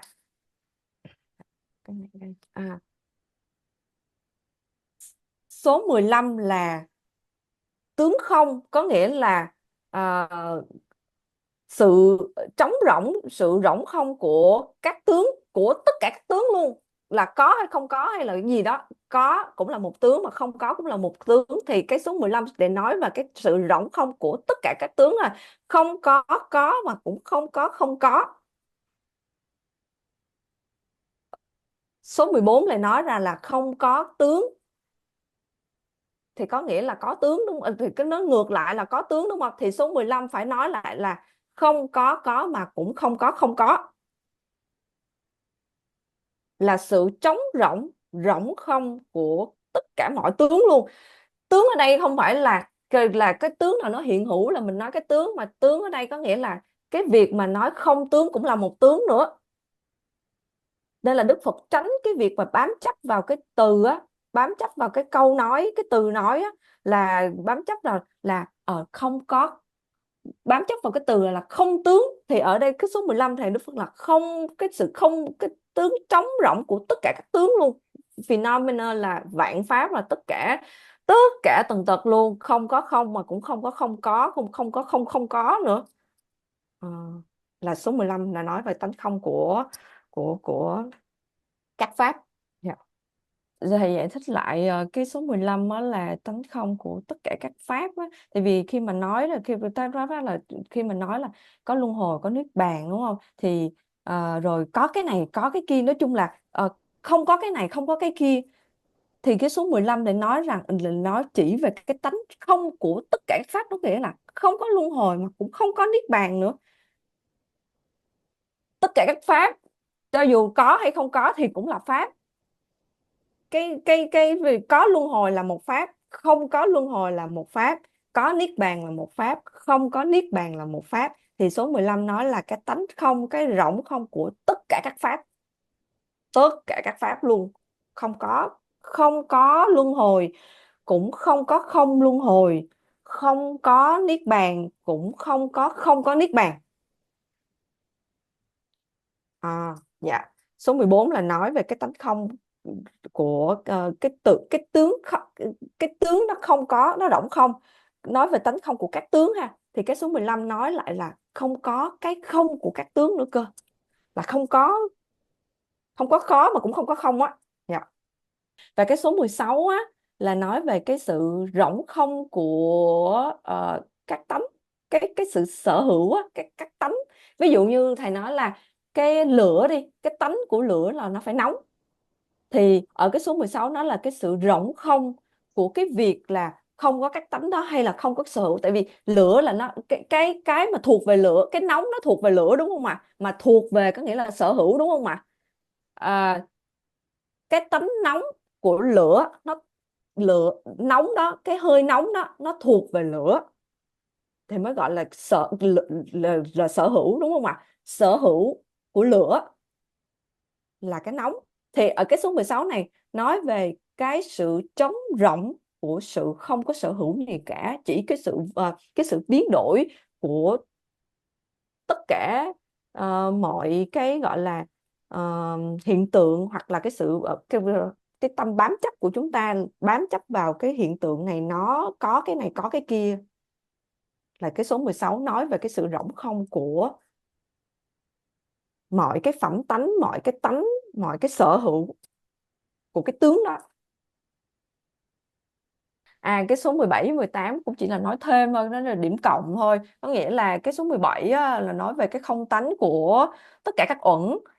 Uẩn là ngũ uẩn, là đất nước gió lửa không khí hư không bao la. Bây giờ những cái yếu tố thì nói về cái không tánh của những cái yếu tố đó. Nhưng mà cái số 18 lại một lần nữa lại nói rằng là cái tánh không của không có những cái yếu tố đó. Cái số 17 là nói là không có đất nước gió lửa hư không bầu trời mây gì đó vân vân và vân vân. Thì số 18 lại nói rằng là cái sự rỗng không, cái tánh không của không có những cái yếu tố đó là số 18. Xong mình kết thúc 18 loại tánh không. Và khi mà nói về 20 loại tánh không thì thật ra nó cũng là chỉ diễn giải thêm thôi. 17, 18, 19, 20 là cái phần diễn giải thêm cho 16 loại tánh không thôi. Tại vì cái 19, 20 á là cái 19 là cái tánh không của cái bản chất của sự vật, sự việc, hiện tượng. Và cái 20 lại nói về cái tánh không của thể chất, của những cái vật chất. Thế thì cái 19, 20 nó cũng đã được giải thích ở bên trên mất tiêu rồi. Tại vì nó chỉ liệt kê ra thêm để làm cho sâu rõ và đậm đà hơn thôi à. Thầy giải thích cho một chút xíu ở cái loại tánh không thứ 20 á, là tánh không của các thể chất á. Thì mọi người có nhớ cái lần trước, cái lớp trước á, thầy nói về bốn cái hệ thống trường phái triết học, mà cái trường phái đầu tiên á, họ ở cái trường phái đầu tiên thì nói rằng đó là cái vô ngã nơi tự ngã nơi tánh không nơi ngã, nhưng mà ở cái không, họ không tin vào cái tánh không ở những cái đối tượng bên ngoài. Tại vì khi mà họ cho thầy lấy ví dụ là khi mà cái bình mà họ đập ra thì những cái hạt vi trần nó vẫn còn đó, nó vẫn còn ở đó, thì như thế thì không phải là tánh không được nữa. Thì thế thì mới bước qua cái hệ thống thứ ba là duy thức học á. Là duy thức học cho rằng đó là tất cả mọi thứ, sự vật sự việc hiện tượng đều do tâm mà ra mà thôi. Thế thì nó còn một cái tâm vi tế ở đó, có nghĩa là cái tâm rất là vi tế, tại vì tất cả không có cái gì hiện hữu thật sự hết á, không có gì nó thực sự nó hiện hữu một cách cố định, hoặc là nó thực sự tồn tại một cách độc lập hết á. Nhưng mà nó có một cái tâm vi tế rằng đó là cái tâm vi tế đó cho rằng tất cả các pháp này đều do tâm tạo, đó là cái tâm vi tế. Thì ở cái số 20 á, giải thích rằng á, cái tánh không của những cái ví dụ như cái tánh không của những cái tâm vi tế ở duy thức học, họ cho là họ tin ngay thậm chí cái tâm vi tế ấy nó cũng là rỗng không nữa, nên mới có cái loại tánh không thứ 20 là tánh không của các thể chất. Có nghĩa là nó nhỏ nhỏ nhỏ nhỏ nhỏ nó thì nó cũng tự tánh, nó cũng là rỗng không nữa cơ. Thầy nói rằng biết là nó rất là phức tạp và rất là khó để hiểu. Và con cũng sớm nói là con cũng không có đủ trí tuệ để mà giải thích được nữa, để hiểu và giải thích được nữa. Và cái nữa là con cũng chưa đọc qua, con cũng chưa hề đọc qua 18 loại hay 16 loại hay 20 loại tánh không này, con cũng chưa đọc qua. Nên là thật sự là con cũng không biết, con cũng không có khái niệm ý niệm gì về nó, nên là cũng sám hối mọi lỗi lầm đều do người dịch. Và thầy nói rằng đó là thôi thì thôi, nói ngắn gọn nhất là thay vì nói là không có mắt tai mũi lưỡi thân ý, nói không có cái đầu này là khỏe nhất, đơn giản nhất. Nhưng mà để giải thích, để nói thì phải nói như thế, thì phải giải thích như thế, một cách hệ thống như thế và một cách phải nhiều như thế, thì nó mới nó đủ, nó trọn vẹn, nó đầy đủ và giải thích một cách đúng đắn được. Và như thầy nói rằng đó là nó phân chia nhiều như thế đó, nhưng mà thật ra nếu cho dù chúng ta có hiểu, thật sự hiểu, nên là thầy nói chúng ta đừng có lo lắng. Nếu mà để mà hiểu, để mà nói, để mà học về cái này thì nó mất một cái tánh không, một loại tánh không, là nó mất cả tháng, cả mấy tháng. Và thầy cũng có thể dành thời gian để nói nếu chúng ta muốn nghe. Rồi thầy cũng thể nói từng cái, tại sao cái này trước cái này sau, nó tại sao nó có một cái thức tự như thế, và nói chi tiết từng loại một thì nó cả mất cả tháng nè. Nhưng mà thật ra những cái điều này nếu mà chúng ta chỉ biết thôi á, chúng ta chỉ để biết không thôi thì nó không đưa dẫn đến kết quả là giải thoát giác ngộ. Mà cái mục đích của chúng ta là phải giải thoát giác ngộ, đúng không? Mà chúng ta cần giải thoát giác ngộ, thì để cần giải thoát giác ngộ chúng ta cần phải làm gì? Phải thực hành. Chứ chúng ta không cần phải hiểu hết, không cần phải biết hết, không cần phải có hết những cái tri thức này, phải nắm được hết tất cả những cái loại tánh không này. Có cái kiến thức, có cái tri thức, có cái sự hiểu như thế không đủ, không giúp ích được gì hết. Phải thực hành thì chúng ta mới hiểu được và chứng ngộ được tánh không. Còn nếu mà để học thì học cả năm, cả đời cũng chưa học xong nữa. Thế thì thầy cho chúng ta cái tổng quát rồi, thì chúng ta cần phải thực hành. Mà cần phải thực hành, chúng ta phải bước vào ngôn trô. Bước vào ngôn trô thì chúng ta phải có cái sự gia trì của vị đạo sư và dòng truyền thừa. Mà để có cái sự gia trì và của đạo sư và dòng truyền thừa thì chúng ta phải có tín tâm và lòng sùng mộ. Hết sức là quan trọng luôn, không thể nào không có sự chứng ngộ, không thể nào thiếu vắng sự chứng ngộ, không thể nào thiếu vắng niềm tin, đức tin và lòng sùng mộ cả. Và chỉ có lòng sùng mộ, có niềm tin nơi vị thầy, nơi dòng truyền thừa, nơi các vị đạo sư, thì chúng ta mới nhận được gia trì từ chư vị đạo sư và chư của dòng truyền thừa. Thế rồi chúng ta mới thực hành ngôn trô, và thế rồi chúng ta mới chứng ngộ, mà chúng ta hiểu được, chúng ta mới thực sự thực hành và hiểu được không là gì, mà chúng ta mới thông qua cái sự hiểu và thông qua cái sự thực hành, chúng ta mới đạt được giải thoát giác ngộ viên mãn. Điều đó là điều quan trọng nhất. Thầy nói bây giờ thầy mệt rồi, đói rồi. Bây giờ nói nhiều quá, với lại chúng ta đi sâu vào trong nhị nguyên nhiều quá, nên là mà không chứng ngộ gì hết trơn. Rồi nên là chúng ta sẽ dừng ở đây, rồi thì chúng ta sẽ tiếp tục thực hành. Và chỉ có thực hành thôi, chỉ có thực hành thôi thì chúng ta mới có thể chứng ngộ được giáo lý tánh không là gì. Còn ngoài ra rồi không có cách nào cả. Và thầy nói rằng á, là vì chúng ta vẫn còn ở trong nhị nguyên á, nên là thầy giảng, thầy nói thầy cũng mệt, thầy cũng đói, chúng ta nghe nó cũng chán. Hai cái đó nó tương thông với nhau, có nghĩa là nó đồng bộ với nhau. Chứ thí dụ như mà chúng ta sanh ở những cái cõi khác, ví dụ chúng ta là những chú chim đi, thầy là loài người, thì thầy làm sao có thể dạy cho những cái loài chim đó nó hiểu được. Tại vì chúng ta sanh ra đồng một nghiệp, đó là chung một loài người, chúng ta vẫn có những cái tham ái, chúng ta vẫn còn những cái sân si giống nhau. Thế thì thầy mới có thể giảng dạy cho chúng ta được, và chúng ta cũng mới có thể lắng nghe và hiểu thầy được. Đó nên là chúng ta có một cái đồng nghiệp với nhau như thế, đồng nghiệp và đồng chung một nghiệp, nên là cho mới hiểu và thầy mới dạy cho chúng ta được. Và thầy nói rằng là đôi khi chúng ta lại là làm cho cái việc gọi là nó mỹ miều hơn, nó kiểu như là nó hào nhoáng hơn đó. Có nghĩa là tôi sẽ quy y trực tiếp với các vị bổn tôn, hoặc là tôi sẽ thọ nhận những giáo lý trực tiếp từ các vị bổn tôn. Nhưng mà hãy nghĩ lại rằng chư vị bổn tôn đó ở đâu ra?